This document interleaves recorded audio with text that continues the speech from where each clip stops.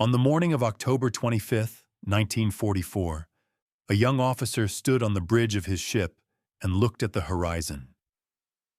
What he saw should not have been there. 4 battleships, 6 heavy cruisers, 2 light cruisers, 11 destroyers, the largest gunship fleet ever assembled in the Pacific War, bearing down on him at full speed. His entire force, 6 small escort carriers, 3 destroyers, and 4 destroyer escorts. His biggest guns couldn't have dented the cooking utensils on the Japanese flagship. He had no orders to attack. He had no reinforcements coming. He had no reason to believe he would survive the next 2 hours. He attacked anyway. His name was Ernest Edwin Evans. Most people have never heard of him.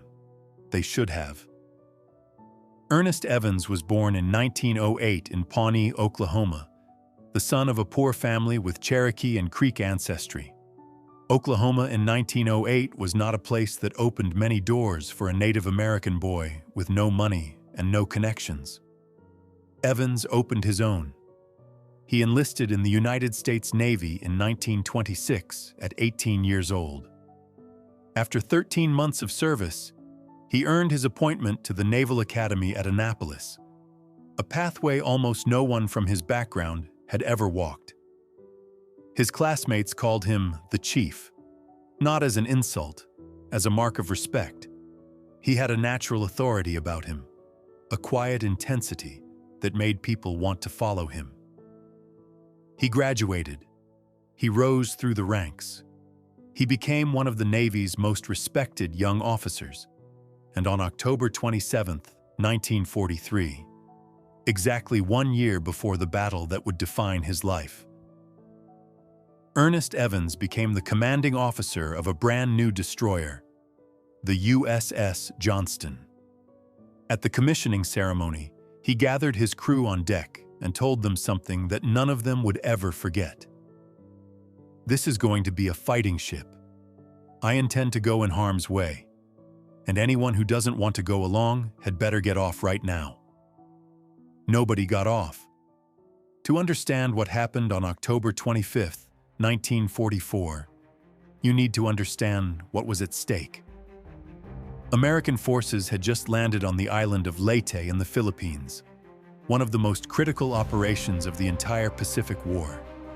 Tens of thousands of American troops were on those beaches.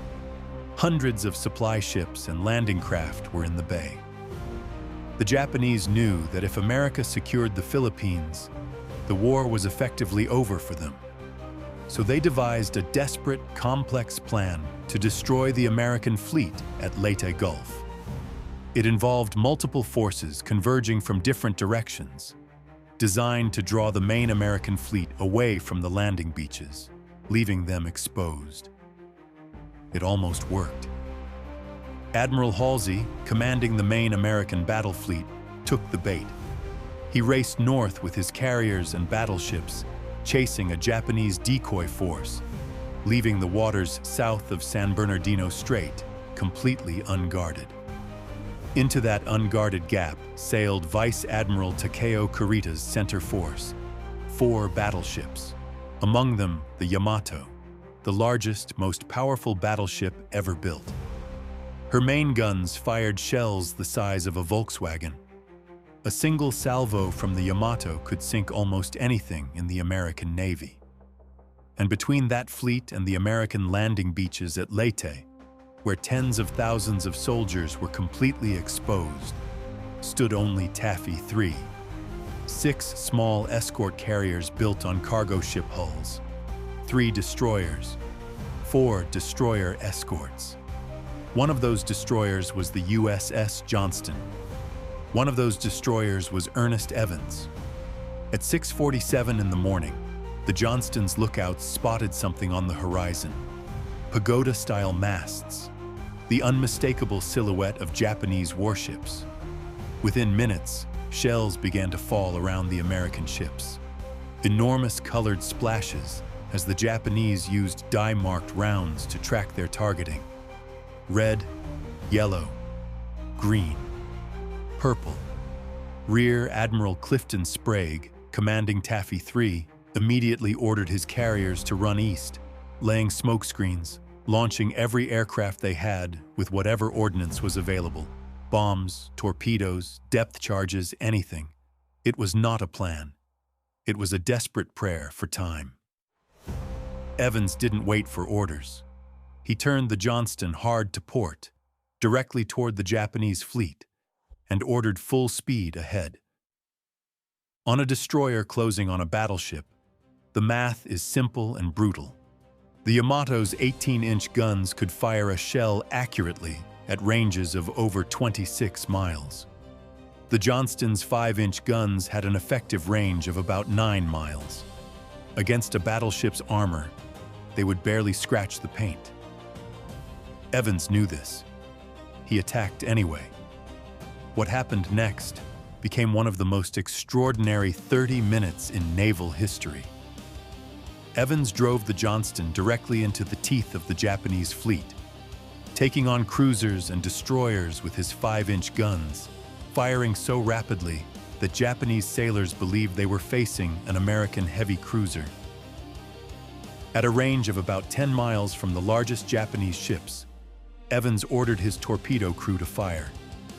All 10 torpedoes. One of them struck the heavy cruiser Kumano, blowing off her bow and forcing her out of the battle. Then the Yamato opened fire. 3 18-inch shells, each one weighing over a ton, struck the Johnston in rapid succession. The forward engine room flooded. 2 of the 3 gun mounts went dark. Evans himself lost 2 fingers on his left hand and was peppered with shrapnel across his face and chest. He refused to leave the bridge. He was seen pushing the younger officers out of the way to handle the wheel himself, one hand bandaged, blood on his uniform, still driving the ship forward.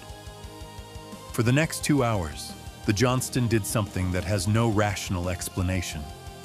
With one engine, limited firepower, and a crew that had every reason to believe they were already dead, Evans kept fighting. He drove into the smoke screens to shield the carriers. He positioned the Johnston between Japanese cruisers and the American ships they were trying to destroy. He fired his remaining guns at anything he could hit. When his torpedoes were gone, he fired his 5-inch guns at Japanese destroyer bridges, small enough targets that he could inflict damage, force them to maneuver, buy minutes for the carriers to escape. Meanwhile, the rest of Taffy 3's small ships followed Evans into the fight. The Hull, the Heermann, the Samuel B. Roberts, charging toward battleships and cruisers in what one survivor described as a small boy's attack. And here is the thing that made no sense to anyone watching it, including the Japanese. It was working. Vice Admiral Kurita, commanding the greatest surface fleet in the Pacific, became confused. His ships were being attacked from multiple directions. Smoke screens obscured his view. Aircraft swarmed overhead. Destroyers darted in and out of the chaos like hornets. Kurita's staff officers insisted they must be facing Admiral Halsey's main fleet. The escort carriers, running at maximum speed and photographed through smoke, looked to Japanese rangefinders like full-size American fleet carriers. The destroyers attacking his battleships with such ferocity. Surely they must be heavy cruisers. At 9:20 in the morning, Vice Admiral Kurita gave the order to withdraw. The largest gunship fleet in the Pacific War turned around, because a handful of destroyers had convinced them they were facing something much larger than the truth. By then, the Johnston was almost gone. She had been hit by at least 17 shells. Both engines were dead. She was on fire in multiple places. Her guns were out of ammunition. Evans gave the order to abandon ship at 9:45 a.m.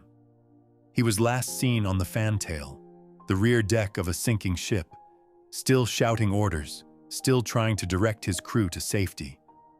When the Johnston finally slipped beneath the surface, Ernest Evans went with her. He was 36 years old. His body was never recovered. The battle off Samar cost Taffy III dearly. The Johnston went down. So did the Hole and the Samuel B. Roberts. 792 American sailors were killed. Those who survived abandoning ship spent the next 70 hours in shark-infested waters before rescue ships arrived. But the beaches at Leyte were saved. The invasion of the Philippines continued. The war in the Pacific accelerated toward its end. Military historians have called the battle off Samar the most remarkable small-unit action in the history of the United States Navy. Ernest Evans was posthumously awarded the Medal of Honor, becoming the first Native American in the United States Navy to receive it. The USS Johnston lay undiscovered on the ocean floor for 76 years. It was finally located in October 2019, under 4 miles of water off the coast of Samar. When the wreck was confirmed, Navy divers found the ship largely intact. Her guns were still pointing forward. There is a moment in every war where the outcome of history balances on a single decision made by a single person. On October 25, 1944, that decision was made by a Cherokee boy from Pawnee, Oklahoma, who had no business being in that Navy by every measure of the world he was born into. Who earned his way there anyway? Who stood on the bridge of a ship that had no right to win and charged? Ernest Evans didn't save Taffy III because he was ordered to. He didn't do it because he thought he could survive. He did it because the men on those carriers needed someone to buy them time, and he was the one standing there. History forgot his name.